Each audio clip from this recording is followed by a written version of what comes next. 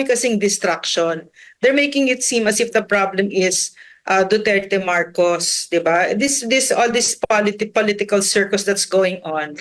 And yet, the real problem is, no, for instance, we want to ask Bongbong Marcos, nasaan yung 129 billion na gold reserves that you use, di ba? Na binenta ninyo. Nasaan yung PhilHealth funds na 89 billion na ang natitira na lang ay 29 billion. Nasaan yung Maharlika Fund na 250 billion?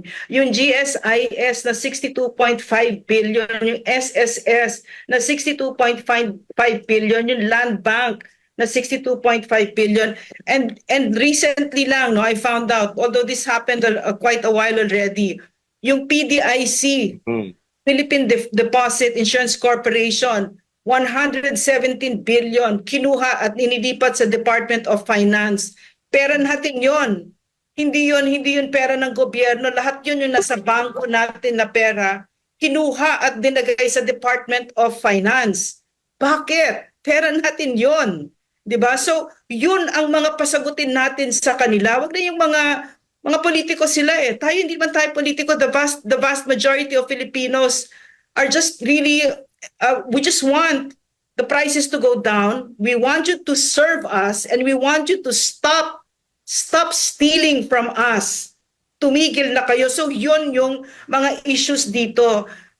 I just want to echo what the President said.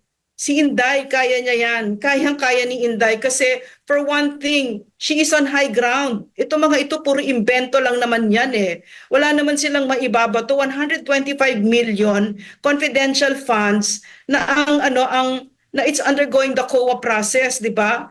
Pero magkano yung confidential funds ng President, Intel funds, etc. At saka major issues itong sagutin ninyo. Yun yung sinasabi natin dito, 'di ba? Huwag tayong magpapadistract kasi those are important issues, lalong-lalo na yung drug addiction ng president na ito. Sagutin mo 'yan. Sagutin mo 'yan. Magpa-drug test ka kasi kami Pilipino, we deserve better. We don't want to have a president who's a drug addict.